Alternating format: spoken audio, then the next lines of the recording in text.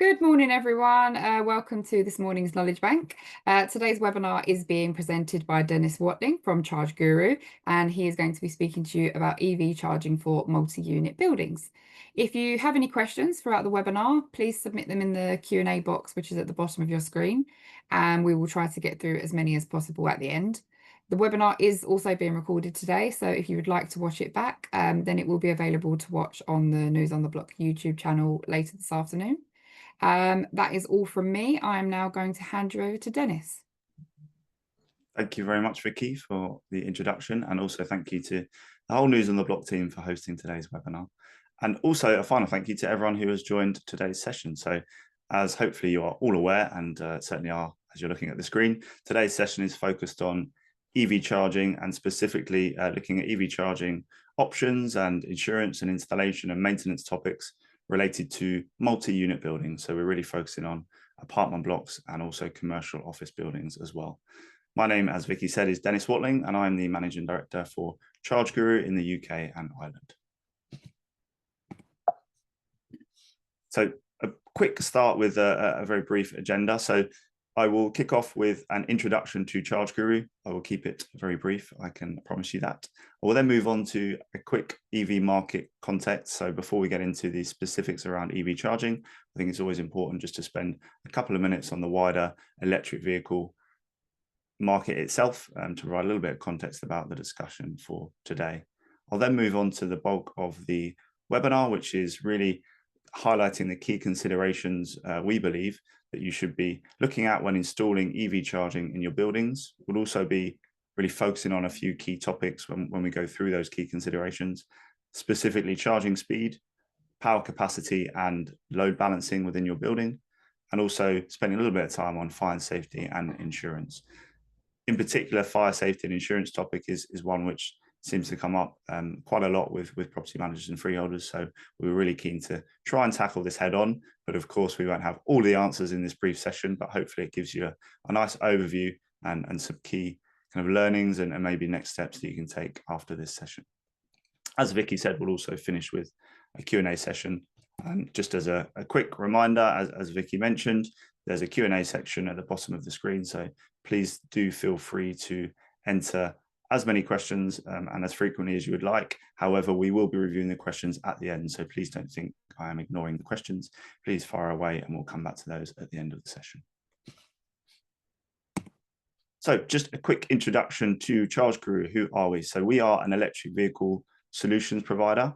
We've been around across Europe for the last 12 years or so, founded in Paris back in 2012, and we now operate across 8 countries in Europe.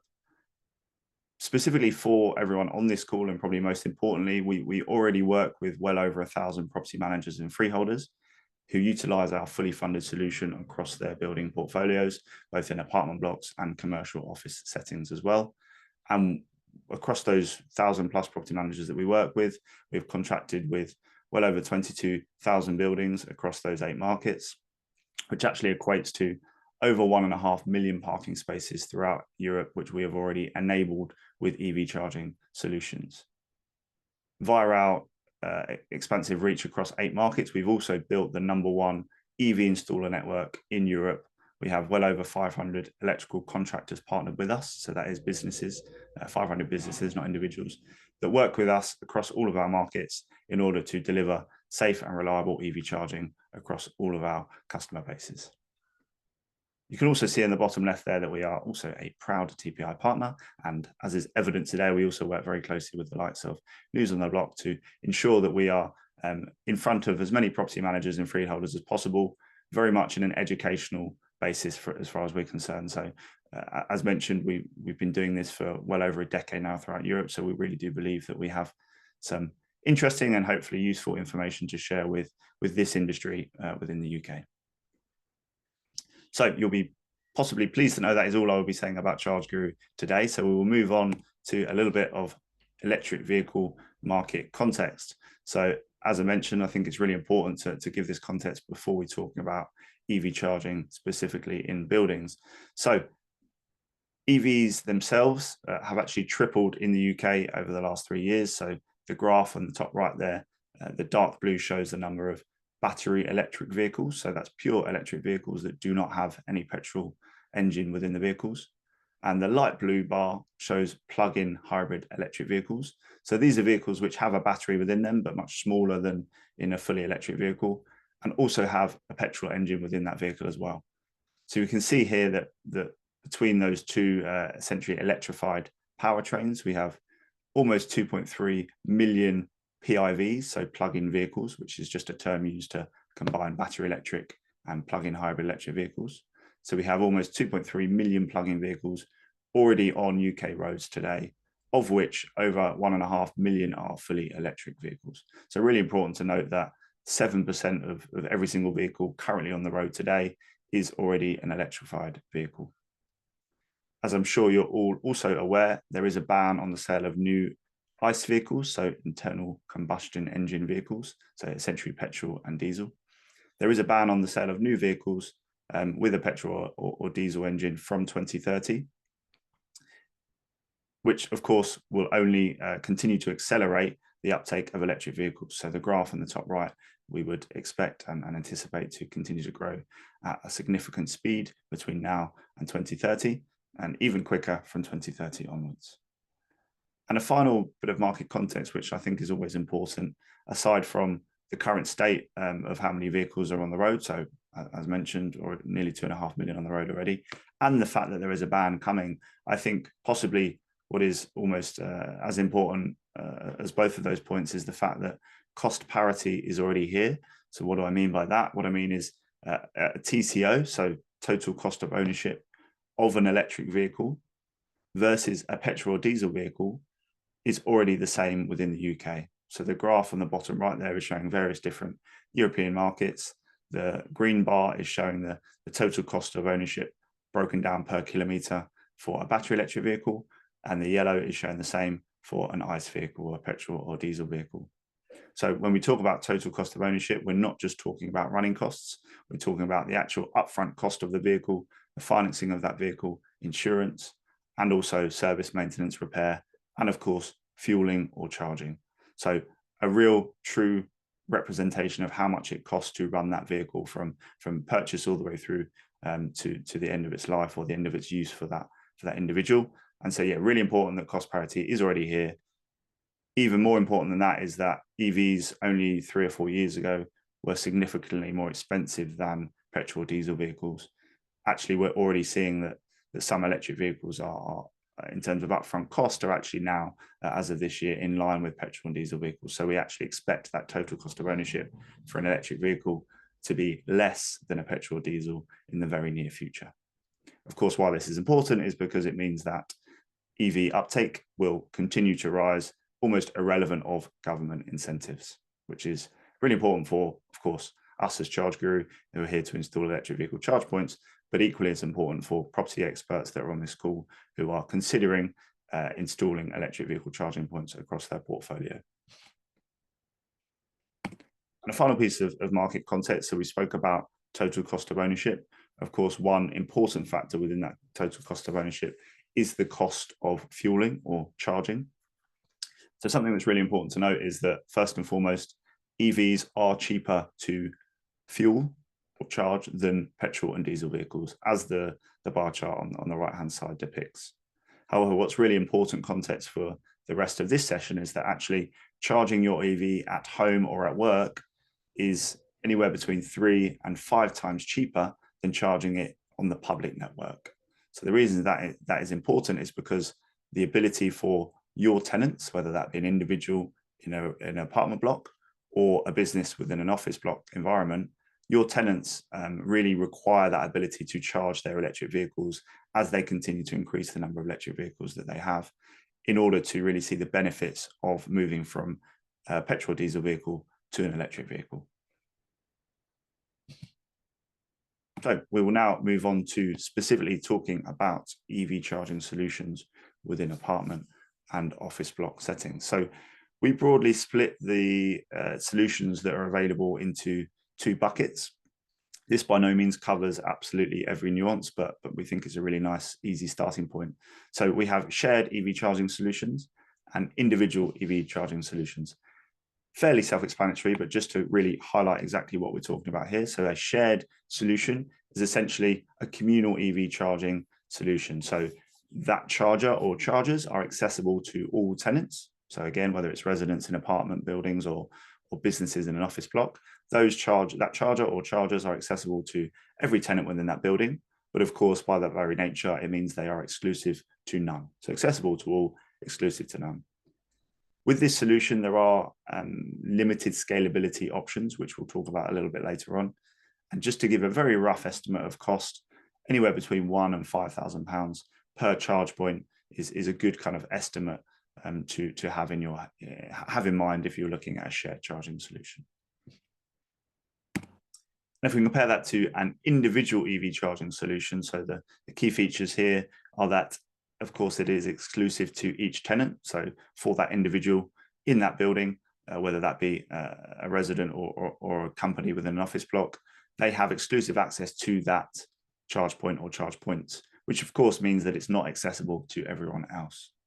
What this does enable is a really scalable solution, which can keep up with and be in line with tenant demand, which, as we discussed on the previous couple of slides, based on the travel of the industry and the total cost of ownership and also the government guidelines, we expect that EV demand is going to continue to increase over the next 10, 15 years.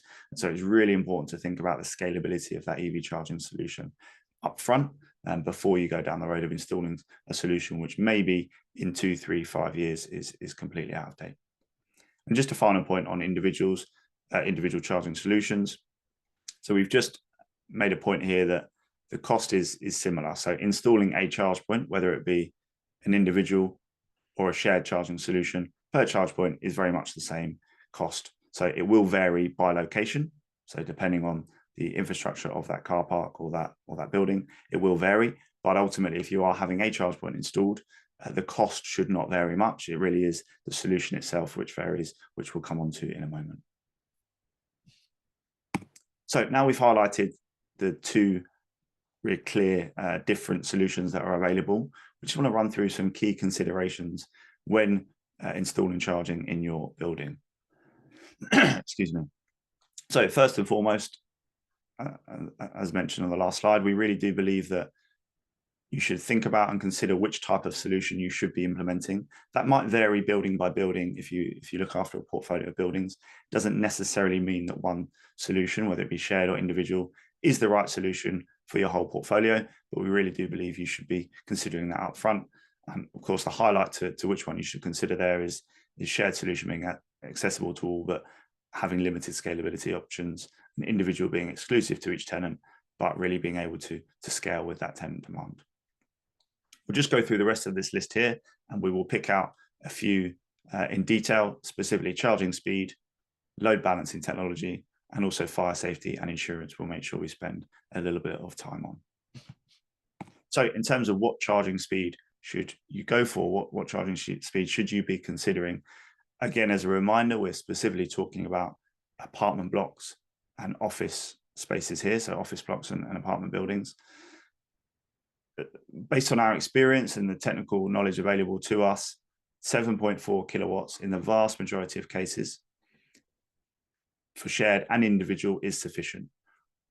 As I mentioned, we will go into a little bit of detail as to why we believe that is the case in a moment, but just to highlight the fact that 7.4 kilowatts is pretty much always sufficient for a shared or individual charging solution within a multi-unit setting. Load balancing technology. So should you consider or should you install load balancing technology? In both scenarios, we would always recommend the answer to that question to be yes. However, a couple of key considerations when looking or considering load balancing technology is whether it is a third-party managed solution, a property manager managed solution, or a resident managed solution. So in a shared environment, if it is a third-party managed solution, then a load balancing technology within the installation is fairly normal practice. And if you are dealing with a competent and experienced EV charging installer, then it would be very likely and almost expected that they would be including a load balancing technology within the proposal that they put forward to you. So in that sense, in a shared third-party managed environment, you have little to worry about or to do other than ensure and check that the solution being proposed does include that load balancing technology. When it's yourselves managing that, so if you're considering purchasing the installation yourself in a shared charging environment, and so therefore managing that solution itself, it is of course possible because the technology is available for those chargers, but it's just really important to consider if you are then managing that then you have to have the technical know-how, and also you have to be able to ensure that you are able to adjust that load balancing technology as and when you increase the number of chargers within your shared network. So just possible, but really important that there's further considerations for yourselves as property experts if you're going down that route. If we look at an individual solution setting, again, we would always recommend that load balancing is included, and same scenario for a third-party managed solution, very normal practice. Whereas, of course, if you are enabling your residents to essentially do their own thing, so go and install their own chargers within a shared car park environment, then it means that load balancing technology becomes very difficult, possibly even to the extent of impossible to do.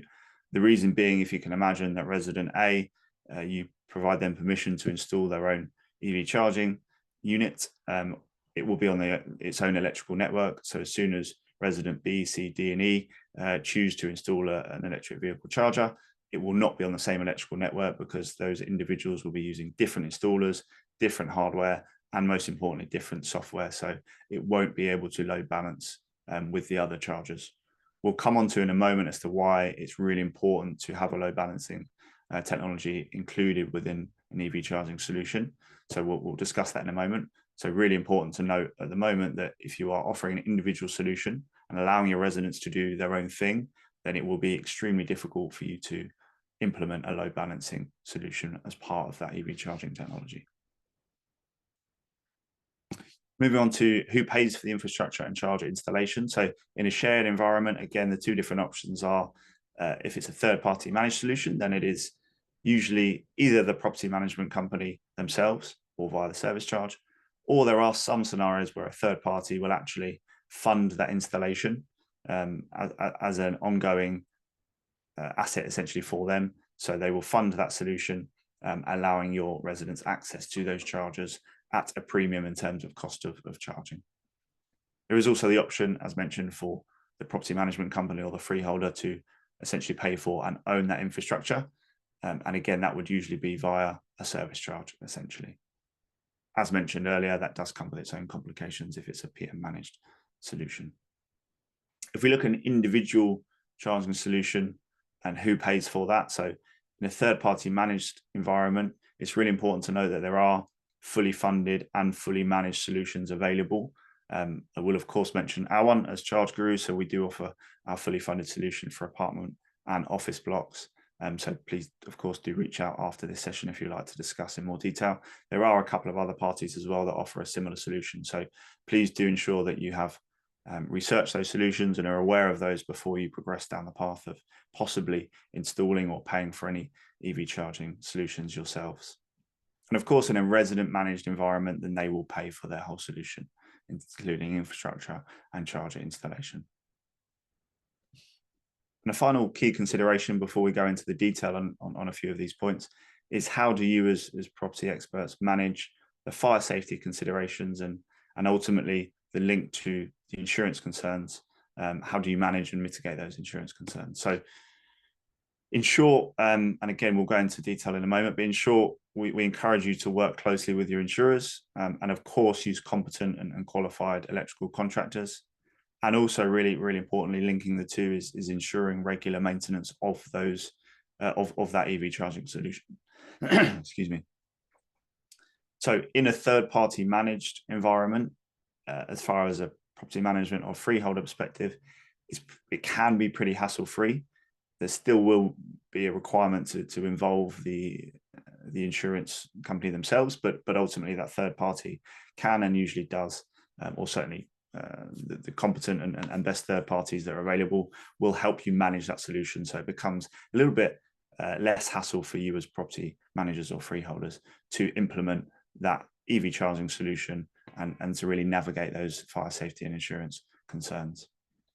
In a property management, in a PM managed solution or freeholder managed solution, of course, it's just another thing that you guys need to do, and not just a thing that's further down the list. It really is an important one. Of course, fire safety and the implications it has in insurance are absolutely vital to running a proper operation and ensuring a building is safe. So if you are not going for a third-party managed solution, then it's just really important to note that you will be, as property experts managing those buildings, you will be the one responsible for ensuring the maintenance, ensuring that all safety considerations are correct, and of course ensuring that everything that is done does not negatively impact the insurance premium of those buildings. And finally, in an individual charging solution environment, same principle in the sense of working with insurers, using competent contractors, and ensuring regular maintenance.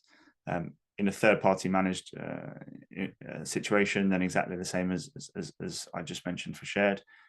Of course, something that's really important to note is that if you are allowing your residents to install EV chargers themselves, then it becomes very difficult to manage those fire safety considerations, mitigate insurance concerns, and probably most importantly, it becomes very difficult to manage and ensure the regular maintenance of that solution or solutions. And that has a knock-on impact of the fire safety and insurance concerns. So a resident managed solution becomes very difficult to install load balancing. It becomes very difficult to manage those fire safety, maintenance, and insurance concerns as well, purely because they are individual units and charging units and individual infrastructure installed and paid for by your residents. So of course you have little to no control over how frequently they are maintained or to what standard they are installed at. So that's an overview, and just to be really clear, we've just picked out 5 of we think most common kind of questions and topics that are discussed with us, not just in the UK, but across the 8 markets over the past decade or so. So it does not mean that this is by any chance an exhaustive list. So we will just go through and pick out a few of the specific topics that we want to talk in a little bit more detail. Firstly, charging speed. So why are we talking about 7.4 kilowatts? There's a few points here which I'll go through. So the first of which is vehicle charging capacity. So something which is quite often overlooked or possibly ignored is the fact that every electric vehicle has an onboard charging capacity. What that means is that vehicle can only charge at the maximum onboard speed that the vehicle has. And it has 2 maximum charging capacities. It has an AC charging capacity and a DC charging capacity. So when we're talking about DC, we're talking about rapid charges, predominantly ones on service stations or public networks, where you can go and top your vehicle up, maybe when you stop at a service station for 20 minutes, extremely high powered, anywhere between 50 and 350 kilowatts. So every vehicle has an onboard charging capacity for DC, but importantly for what we're talking about today, it also has an onboard charging capacity for AC. Now, the vast majority of electric vehicles on UK roads actually only have the capacity to charge at between 7 and 11 kilowatts on an AC charger. What that means is actually if you install a 22 kilowatt AC charger, then the vast majority of vehicles that plug into that charger will still only charge at between 7 and 11 kilowatts. So essentially you are installing a charger that you're only really, or the vast majority of the time, you're only going to get half of the power output. Another consideration here is that actually what we find is if we do install 22 kilowatt chargers, then the resident expects their vehicle to charge at 22 kilowatts. And the gap in education, even for those drivers, means that perhaps it's a poor customer experience when actually they only achieve 7 kilowatts rather than 22 because their vehicle only has the capacity to charge at that 7 kilowatts. So that's the first consideration and why we always recommend 7.4 kilowatts. The second is the available building load. So by installing 7.4 kilowatt chargers or up to 7.4 kilowatt chargers, it enables you to install more chargers within the same available power capacity within the building. Now, of course, that doesn't mean that you get more power. Whatever your available power is remains the same, but you're able to install more chargers and therefore it enables more residents or tenants to charge at the same time. Now, the reason that's important is because if we look at the third point, allowing overnight charging in an apartment block setting. So by installing more chargers at a lower speed, you enable people to come home, park their car up, plug in and charge overnight without having to worry about potentially moving their vehicle, waiting for their neighbor to finish charging and to then go and swap their vehicle. So if you can install 27.4 kilowatt chargers rather than 5 22 kilowatt chargers, then actually it enables a better solution for your residents to be able to charge their vehicle overnight.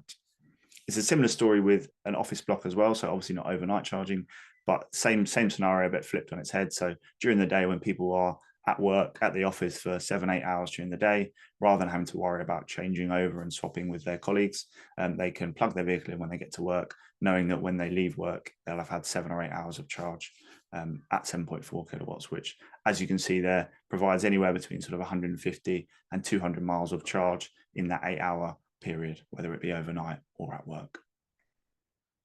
And the final consideration as to why we recommend maximum 7.4 kilowatt charging in these charging environments is insurance and regulation. So very kind of pictorially, what this does is it means we're installing an everyday electrical appliance. So just some examples there of the power output of some very common electrical appliances that you will find within your buildings already: power showers, induction hobs, electrical boilers. So of course, it doesn't inherently mean that higher power charging is more dangerous or automatically has more insurance concerns. But of course, what it does mean is when we are looking at regulations and as we'll come on to discussing with insurers, then actually the electrical appliance that we're installing, there is already plenty of applications and electrical appliances that are already within that building that deliver the same or more power than the charger that we're going to be installing. So it's just an important consideration as well. So that's why we recommend 7.4 kilowatt charging as a maximum charging speed for office and apartment blocks. Moving on to load balancing. So we said we always recommend it, and we discussed the complications of resident managed and third party and PM managed. But why do we actually recommend load balancing in the first place? So the first point is to optimize available building load. So when we talk about load, we're of course talking about electrical load. So this is the available electrical supply to that building, apartment or office block. And in order to kind of show what we mean by optimize the available load, we do have a not very nice looking graph, I'm afraid, but as you can see, the source is National Grid. So not particularly pretty to look at, but hopefully depicts what we're trying to say here. So what this line shows is a 24-hour period. So you can see down the bottom, you have midnight all the way through to 11:30 at night, so the full 24-hour period. The red line depicts the overall usage on the National Grid at these times in winter, and the same in summer. So as you can imagine, at night, so as you can see here from if you go from the left of the graph, between midnight and around 5:30, the demand on the grid is significantly less than at peak in winter or even in summer. But at peak in summer, well, we've got that blue line drawn, the light blue line drawn. So what does this mean? Okay, so if we translate this into a building scenario, so your buildings will have not necessarily exactly the same lines as we see here, but they will have the same principle, i.e. they will have a peak demand, which would be the red winter line and the kind of 55,000 over here. So they will have a peak demand, but in between that and normally at the same times as we're seeing here, so between midnight and 5 or 6 a.m., the demand will be significantly reduced when, of course, everyone has their lights switched off, no one's putting the kettle on, no one's using their electric ovens or power showers. So the electrical demand is significantly less. So you can see here, if we take the lowest kind of demand in winter and also in summer as well, then the gap between the lowest demand and the peak demand in if we say now for your building, actually 35% of the power going to that building is available at night.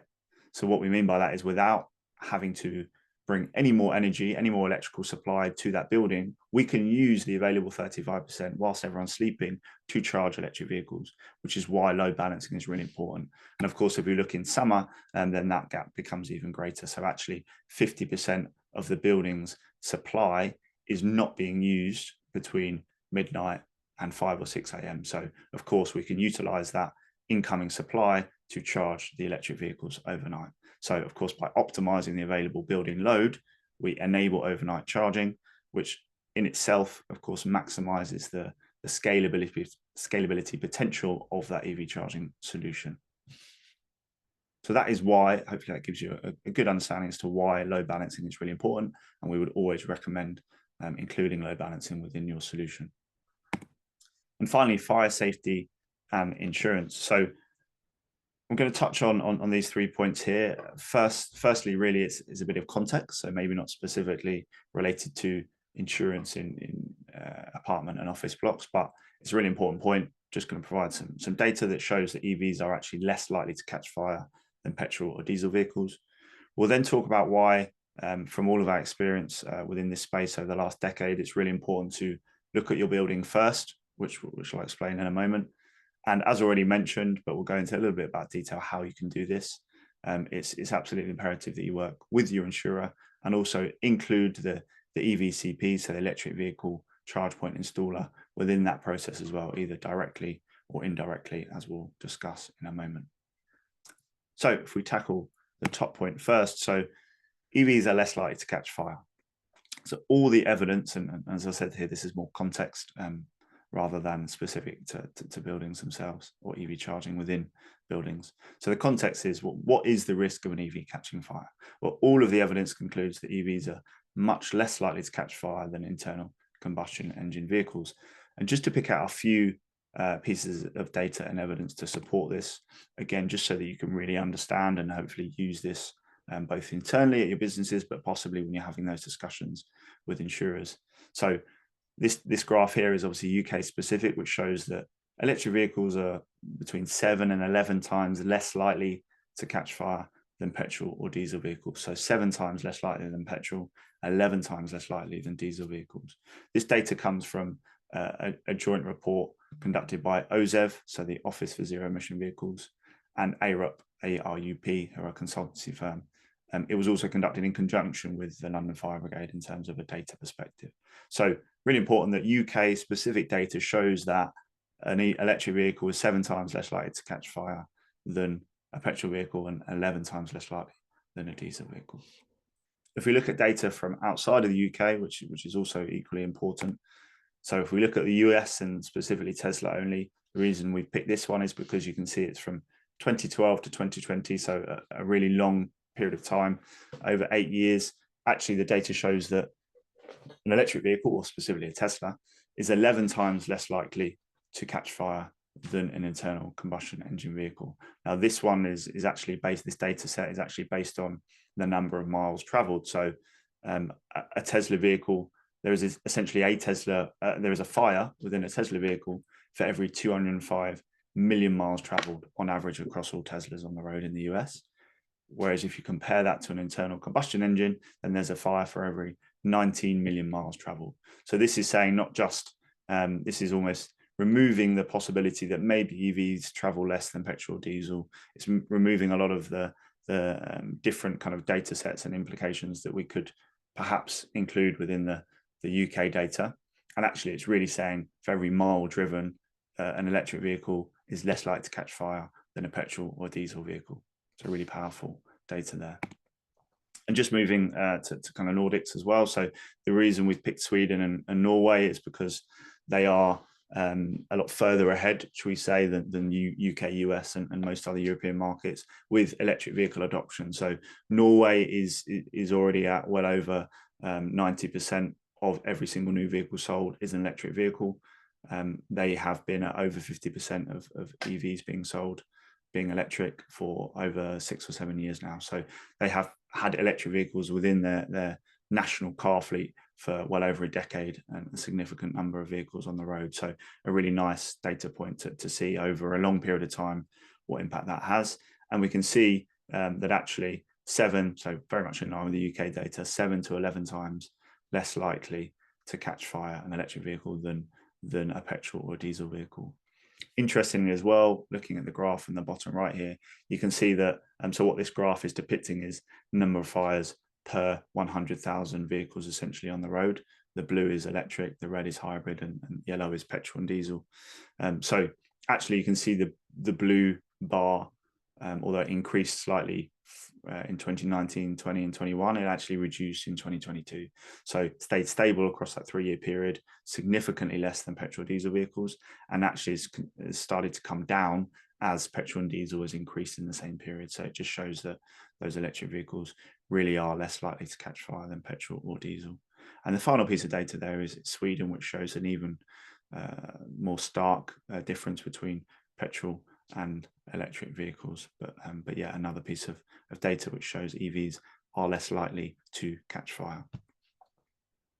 And a final piece on this before we move on to looking at your building first is just to be wary, I suppose, of headlines. Of course, you can say that about any topic, to be wary of headlines. But I've picked one here actually from only a few days ago. You can see there, 27th of May, and this is not aimed at any particular outlet or anything like that. So I can see there's a name on there, Amy Turner. I do apologise, Amy. But yeah, it's not meant to kind of pick a specific publication out. But you can see the headline here says electric fires surge 77% amid growing concern over battery safety. Actually, if you look at the article itself, and of course with a nice big picture of a fire engine to really raise concern over electric vehicles. But actually, if you look at even the article itself, it says where I've highlighted there, according to new data released by the insurer QBE, 232 electric vehicle fires were recorded in the UK in 2024, which is up from 131 in 2022. So an increase of 77% in fires. But actually, in their article themselves, they say, as the number of EVs on British roads more than doubled during that same period. So essentially there was 100% growth in number of EVs and only a 77% growth in number of EV fires. So actually what this headline could quite easily have been, and perhaps should have been, is electric vehicle fires reduce in terms of the percentage of EVs on the road that are catching fire has reduced from 2022 to 2024. So it's just really important to have this in mind. Like I say, this can be relevant for any topic, but I think as property experts, and we know that there is a certain media rhetoric around electric vehicles in some outlets, I think it's important that all of you guys are kind of aware and armed with the data, so that if this is something you want to do within your portfolio, you are aware of the data and the truth, if you like, around electric vehicles. So of course, in this example, as we've said, actually what that headline doesn't detail or doesn't discuss is the fact that there's twice as many plug-in vehicles on the road. So actually an increase of 77% of fires should be seen as a positive, because there's less fires per vehicle on the road. And of course, there's no context or comparison given. So even if EVs fires had slightly increased, past the number of EVs on the road, then as we know from what we've just discussed, it would still be significantly less than petrol or diesel vehicles. So again, this headline and this article chooses to ignore the comparison between EVs and internal combustion engine vehicles. So I will now move on, and please don't think that was anything other than trying to educate and provide some information and context around the fact that EVs are much less likely to catch fire. And I think I'll just close on almost the fact that I quite often say to friends or relatives down the pub, not that they want to hear about electric vehicles when we're down the pub, but I force them to. If today someone or a car manufacturer came to the powers that be and said, what we're going to do is we're going to stick one of the most flammable fuels we know, petrol or diesel, in a plastic tank that's 3 or 4 millimeters thick. We're going to stick it in a big plastic and metal box that people drive around and sit on top of. Then of course we would say that's crazy. That's far too dangerous. But of course, because we're used to that, we're used to sitting on a big combustible tank of fuel that's protected by a few millimeters of plastic. It's not a concern to us. So I think the point here is that electric vehicle technology has gone through a lot more strenuous test, which is why we see the positive results, 7 to 11 times less likely to catch fire. So yeah, much more strenuous results. And actually the concern or the pushback is purely because it is a new technology. So people are maybe a little bit reserved about new technology, but you can be confident that the testing and therefore the evidence that we've been through shows EVs are much less likely to catch fire than petrol or diesel vehicles.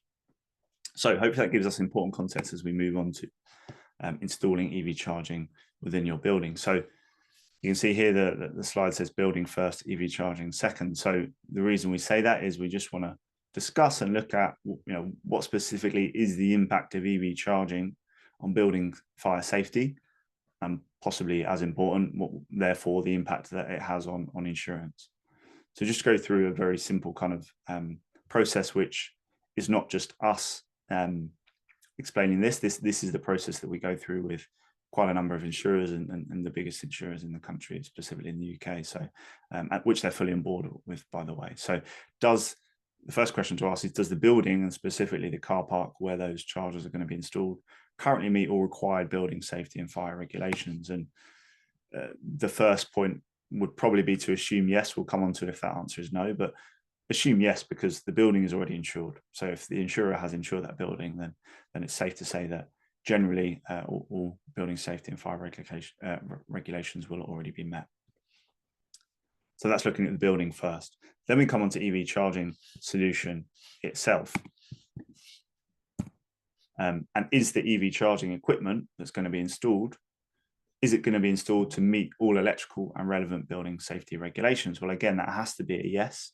If you are using the qualified or competent installer, then of course, to be a qualified electrical contractor and installer, they have to meet all electrical and relevant building safety regulations. So of course, the infrastructure that's installed will be to all regulations required. So when we combine those two elements, the fact that if we assume the building is already up to standard and anything installed will also meet those standards, then does the installation of EV charging equipment alter the building's adherence to fire safety regulations? Well, the answer has to be no. It does not alter the adherence to fire safety regulations. Of course, it's not as simple as that, unfortunately. It doesn't mean that all insurers say, no problem, crack on and install EV chargers, which is where this third point comes in. So working with your insurer and including the installer within those discussions and processes. So how do we do that? So taking the same two questions, so the answers to those questions. So does the building currently meet all required building safety and fire regulations? Well, that's really something that the property manager or property management company should and will know, of course, normally via a fire risk assessment, which has to be carried out annually. So you'll have the answer to that question broadly, essentially to hand as a property manager. And of course, the electric vehicle charge point installer will be able to provide the evidence, the planning, essentially the planning information. So what is going to be installed and where, and the evidence that any fire safety concerns or considerations are mitigated by that installation. So, for example, fire stopping if there's any fire barriers that are broken, then of course, again, any competent and qualified installer will ensure that those fire barriers are rectified appropriately. So by combining those two kind of pieces of information from the property manager and the installer themselves, then you can provide that information to the insurer.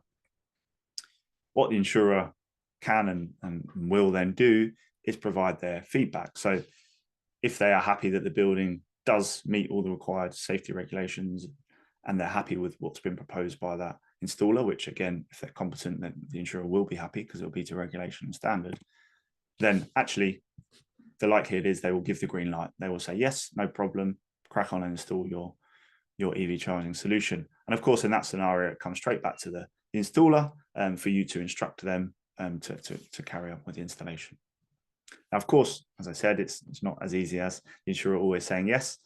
We know this all too well ourselves. So the other option is, of course, initially a no, and that can be a kind of an amber or a red light. So I think an example of a red light, common example is, of course, cladding. So everything related to Grenfell. If there is cladding on that building, that means that actually there is remedial work, significant remedial works required to get that building up to the appropriate standard, then the insurer will normally say no to installing EV charging. But really important to note, it's coming back to the building first again. So they're not saying no to EV charging because of EV charging. They're saying, no, we don't want it. We don't want to add anything else to this building until the rectifications that are required have been made to meet the current safety and fire regulation standards. So that's kind of a good example of a red no, if you like. There's also quite a lot of examples of an amber response from the insurer. So it might be that the latest FRA was conducted 3 or 4 months ago, and there were some recommendations within that priority 1 recommendations sometimes within that FRA, which may have been completed. So the insurer may come back to the property manager and say, okay, well, we're happy for the installation to go ahead, the EV charging installation to go ahead, as long as you can provide evidence to us that A, B, and C suggested rectification have now been carried out since the latest FRA. So obviously in a no scenario, so where the insurer initially says no, then it goes back to the property manager or freeholder to manage that, to provide the evidence, to complete the remedial works, and then go through the same process again. So once that has all been complete, then of course it can be proposed to the insurer again, along with the installer's information, with the idea that hopefully it will then be a yes, and we can continue with the installation of EV charging within that building. So hopefully, of course, we're quite limited on time today. So hopefully that does, in the short amount of time we have, provide a little bit of an overview and insight. Really important to note, obviously, this is from our experience. This is nothing other than speaking from our professional experience and how we work with property managers, freeholders and insurers on this topic.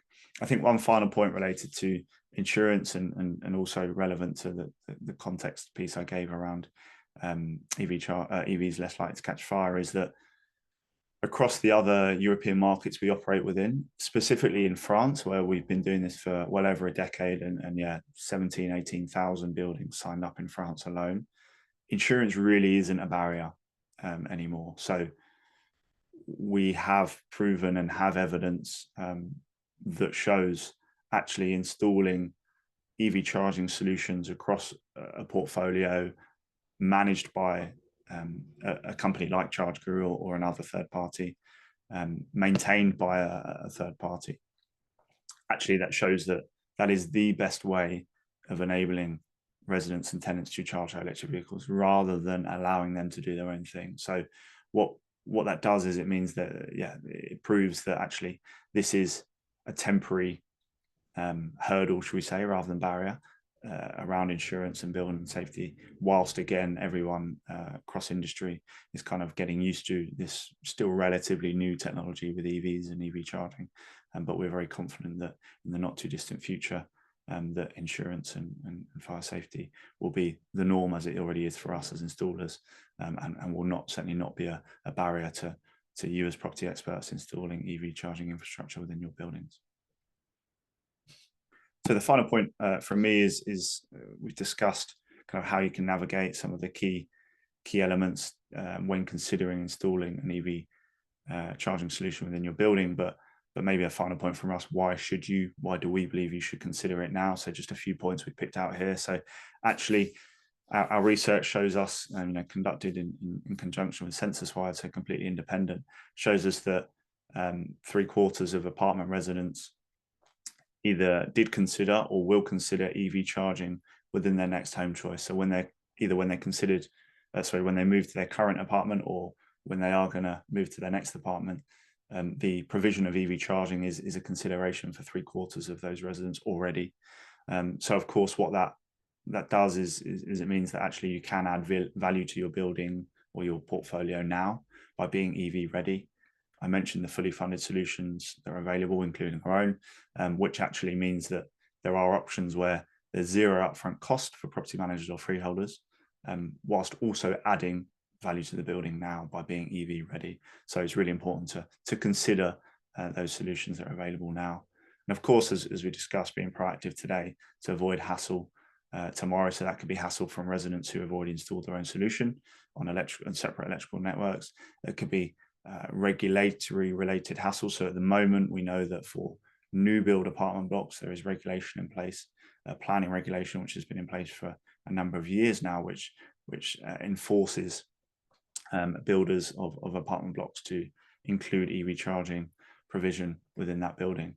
There is currently no regulation in place for retrofitting of EV charging.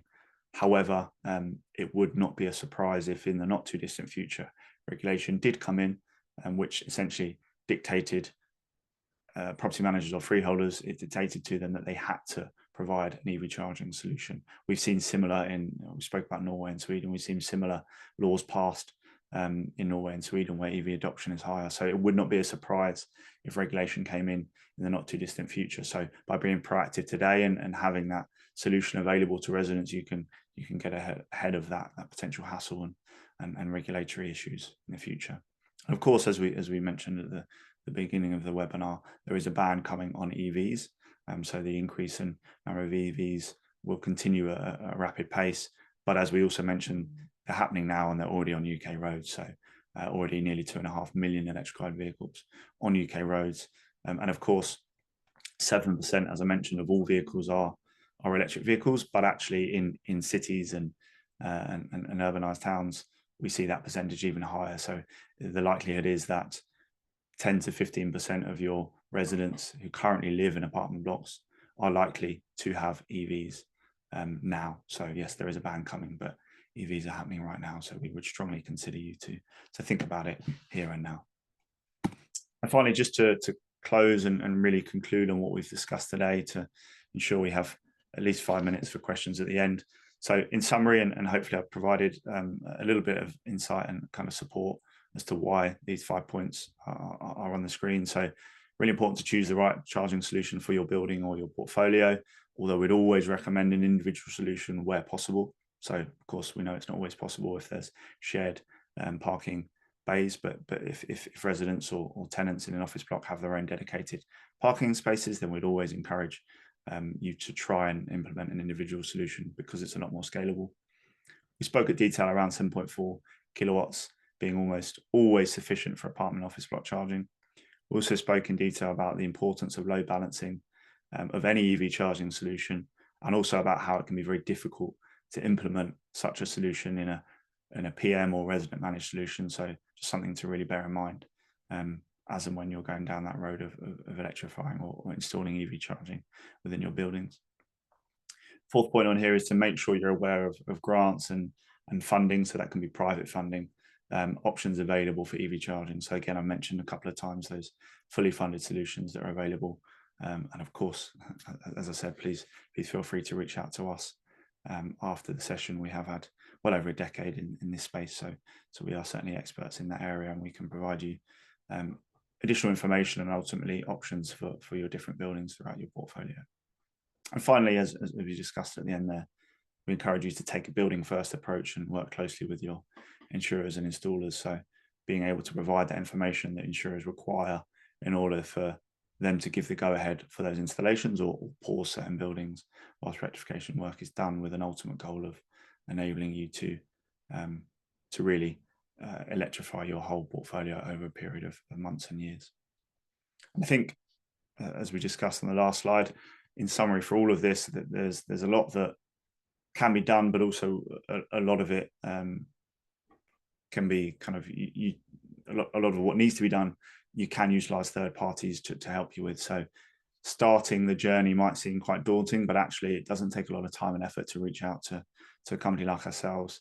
And actually the effort involved is fairly minimal, but it's really important to note that the time from when you start that outreach and that consideration to having your whole portfolio electrified can be a really vast amount of time, even though the effort required can be minimal.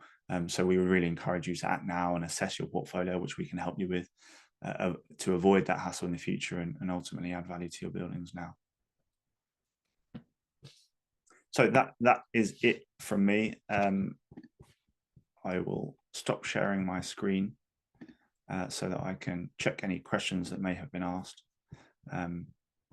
which there are a few. So I will go through the list. Thank you to everyone who has submitted your questions.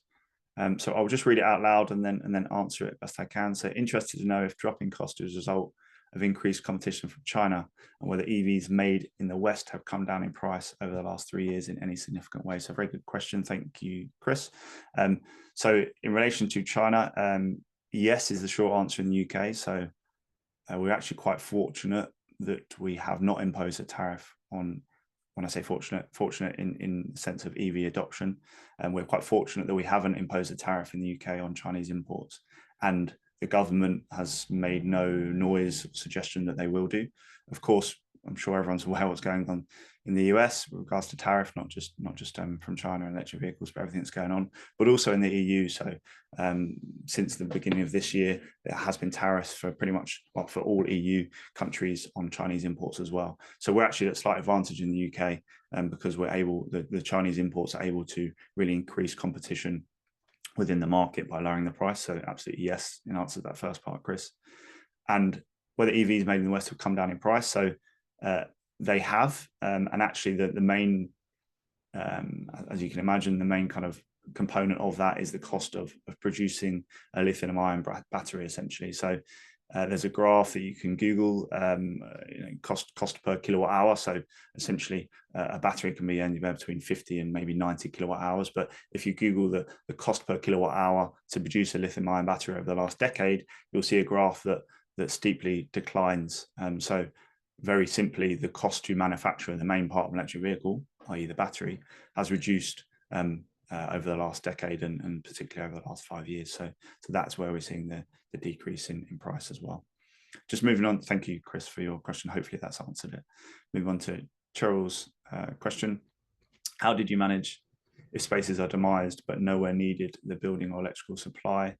How do you then deal with implications of running cable powers, etc., across land they don't own? How do you, sorry, I'm just going to read that again. How do you manage it if spaces are demised but nowhere needs the building or electrical supply? So I think if I understand, essentially we're saying a car park where there's maybe 50 apartments with 50 spaces, to keep it simple, and each space is allocated to an apartment. So actually what we also do in our fully funded solution, which not everyone does, but just to give an example, in relation to the electrical supply, is we install our own energy meter. So what that means is we use the existing supply. I discussed the load balancing, the importance of load balancing. So we can use the existing incoming electricity to charge vehicles when the building isn't using all of the available energy. But really crucially, we install our own, ChargeGuru install our own electricity meter. So what that means is the property manager, the freeholder, is never paying that bill. So we pay for all of the electricity that is going to be used in those through those EV chargers, essentially.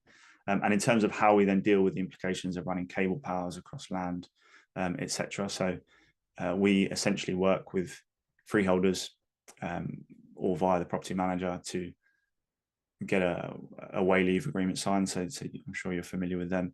Very similar to the fiber optic world. So where a fiber optic provider requires permission to install fiber cables through land that's not owned, and then we do a similar thing. So we will install cables across the communal area, and then of course, if it's in a demised space, then if we're installing cable in that demised space, then it is because that resident wishes to have a charger installed, so they've already given us permission in that one.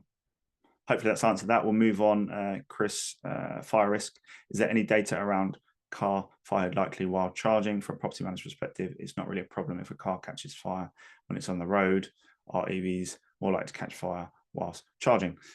So there is, it's a very good question, a very good point. And to be perfectly honest, this is something that insurers point towards, which I guess is where the questions come from, Chris. So despite all the evidence that shows EVs are less likely to catch fire, insurers point to the fact that actually whilst charging, it's a slightly higher chance of catching fire. So there's two parts to this question, really. An EV is more likely to catch fire whilst charging than any other time. So that's an important point. But all the data we looked at included whilst they are being charged. So that's not just on roads, that's EV fires in general. So what that's saying is, even if you include whilst those vehicles are being charged and plugged in, it's still 7 to 10 times, 7 to 11 times less likely to catch fire than a petrol or diesel fire vehicle. Also, what's even more important, I would suggest there, is that the likelihood of a vehicle fire in an electric vehicle whilst charging increases significantly if it's not being charged via a regulated EV charger.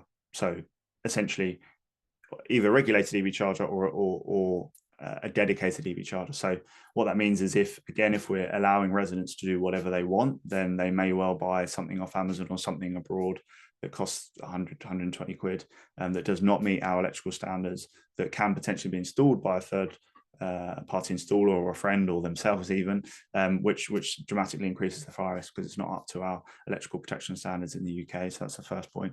Secondly, 3-pin plug chargers. So often come with electric vehicles, and you can plug them into your 3-pin plug.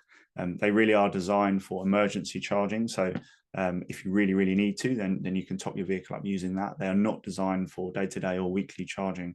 So again, if you don't kind of allow your residents a proper charging solution, so enabling them to have a regulated charger installed in their car park, if you don't allow that, then what we do see again across the last decade, over tens of thousands of buildings, is that actually people start doing their own thing, plugging their slow charger into a 3-pin plug, dragging it out the window and plugging it in that way, which again actually increases the fire risk, because that plug is not designed to charge at that speed for long periods of time. So hopefully that sort of answers your question, but again, of course, you can find more information about specifics online. Just moving to Cheryl's question, trying to get through as many as we can. Cheryl, around catching fire, extremely difficult to put out. So again, a very relevant point there. So again, the data does show that electric vehicles, are they're not necessarily more difficult to put out. They just require different things to put them out. I think is a really important differentiation. So, and they do, if they aren't put out, they burn longer essentially than a kind of typical petrol diesel vehicle. What's important there is, of course, it's because it doesn't blow up and doesn't blow a tank, whereas petrol and diesel, generally the fire doesn't burn for as long as an electric vehicle. So I think a really important, you make a good point, Cheryl, but I think a really important differentiator is the fact that they require different things to put them out, rather than they're more difficult to put out than petrol or diesel. So again, when we talk about everything with regards to fire safety in the building, insurers, etc., that's something that if you're working with a professional, competent body or installer, then of course that'll all be considered. And again, more importantly, it's the building. So what safety precautions and elements are already in place in that building, rather than the vehicle itself. Because the other really important thing to note here is, of course, without EV charging, it doesn't mean there's not going to be EVs in your car park. So we said that already 7% of vehicles on the road are EVs, and 10 to 15% in cities. So the likelihood is you've already got EVs in your car park. So it's a really important point to note that there's already going to be EVs in your car park. So we really try to differentiate, and it's worked, to be honest, with insurers, between EVs, which are a risk that they're going to have to manage and going to have to deal with, like everyone else has across Europe, in Norway and Sweden and France, versus EV charging, which actually reduces the risk if you install a proper EV charging solution, versus the other options that I just discussed earlier. I'm conscious of time. I'm happy to carry on, and I'm sure people can just drop off if they wish. Is that okay, Vicky? Yeah, that's fine. Yeah, if you've got time to answer a few more, then yeah, we can hold on. That's no problem. No worries. So another question, can you explain in more detail the safety implications of installing just a few chargers versus installing chargers at each bay? Is there a higher risk with more units? So in short, the answer is no, there's not a higher risk with more units. So it's all one electrical network. Again, as I mentioned, especially if you're installing a 7.4 kilowatt charger, the appliance itself, the electrical appliance is very normal, shall we say, what's used to be installed in apartment blocks. And actually they all have their own individual electrical protections. So by installing 1 or 100, actually they're all individually protected by regulation in terms of the RCDs and the switches that are involved. So there's no more risk the more chargers you install. Hopefully that answers that one. Last few, I think we still have a few actually. So on insurance, does the liability for any issues with an EV charger being managed by third-party manager lie with that third party, i.e. our insurer is more favourable to this because of that? So essentially, to answer the last bit of the question, insurers, we have found, tend to be more favourable to a portfolio, fully managed third-party solution for all the reasons I explained in regards to maintenance, but also, of course, then liability. What's important is that quite often, even in that fully managed scenario, the resident could still own their own charge point. So they might own their charger, but all of the infrastructure and all the electrical protection up until that point is likely to be owned by the third party. So that's certainly how we do it at ChargeGuru. So the insurers are a lot more favourable to that solution, because they know that everything is being managed by that third party. And in our specific example, we actually insure all of our electrical infrastructure. So to your point, Chris, we insure that electrical infrastructure. It doesn't completely mitigate the insurer's risk profile, should we say? We'd love if it did, but it certainly makes it more favourable in their eyes. We'll whiz through the last few, hopefully. Does the fire, do you have any solutions if there's poor connectivity to Wi-Fi connection underground car parks or an insufficient grid supply? So in terms of Wi-Fi, yes, absolutely. So we're used to that. Again, well over 20,000 buildings, so we come across many of those. Without going too much detail, essentially either hardwired Ethernet, so cables to the chargers, or an external router that we put on the side of the building, which picks up 5G, and which we can then use in the underground setting. So very used to dealing with that. Insufficient grid supply, we're of course used to dealing with that as well. I think the important thing to note is always to go back to that load balancing element. So quite often an installer may say you require X amount of power if you're going to install Y amount of chargers. The reality is, if it's done properly and sustainably and scalably, then actually you can utilize what's available first before you look to increase the available supply. That doesn't mean that in some scenarios it's not feasible right now, i.e. the peak demand or the demand throughout the day really doesn't provide a sufficient ability to charge vehicles. And also the grid is saying that we just can't give you any more power to that building at the moment. So of course, there's always going to be scenarios where we just can't do anything, but it's why we work with predominantly portfolios, hundreds or thousands of buildings, so that we can work through those and start to electrify 15, 20, 50% of their portfolio and work with DNOs on your behalf, district network operators, so the grid essentially, to go through that process, which may take months or years, but at least we've started the process. Again, coming back to my last plea, if you like, to act now. Actually, if we leave it and in 3 years' time, when everyone's desperate for a charger, then it's still going to take several years potentially to get that grid supply. Whereas if we start now, we can work with you to help speed that process up, or at least start that process. I think I'll have to cut it off on the last three. So if any more questions do get asked, I'll have to leave those. Does the fire risk make a difference if it is AC/DC charging? Absolutely. So yes, the answer is yes, for the reasons I explained earlier. So AC charging, particularly 7.4, is kind of a normal electrical appliance in terms of the delivery of electricity. When you talk about DC, that is not what is normally used, if you like, in apartment buildings. So of course the risk profile becomes very different, and particularly in underground undercroft car park. Again, we spoke about kind of misinformation or maybe misunderstood information in the media and even reports. What isn't helpful is sometimes fire brigade and insurers talk about EV charging as a whole and don't differentiate AC and DC. And actually, if you talk to the fire brigade directly, they won't necessarily put this in writing because we've asked them to. But if you talk to them directly and you talk about EV charging, you say, no, I'm just talking about AC. They go, oh, no problem, not worried about that. We're just worried about the DC stuff. And worried is a broad term, but they're concerned and want to be involved in DC stuff. AC stuff, like I say, is a normal electrical appliance, so they really don't have any concerns or worries over that. Oh, thank you, Marie. You're very welcome. Thank you for your comment, and thank you, Chris. Cool. So I think we are. Yeah, the last two were just thanking you. Lovely. Thank you. Well, thank you all for attending, and thank you for those who have stayed on for the extra 8 minutes or so. And thank you, Vicky. So I'll hand over to you, I guess, to Oh yeah, thank you very much, Dennis. That was really informative. Thank you everyone for joining us today. If you would like Dennis's details or to get in touch, I think his information was on the slides, but otherwise get in contact with me and I can pass that on for you. If you would like to watch the webinar back, as I mentioned earlier, it will be available on our YouTube channel. Otherwise, thank you very much. And if you would like to join more News on the Block webinars, then please visit the News on the Block website where you can register for what's coming next.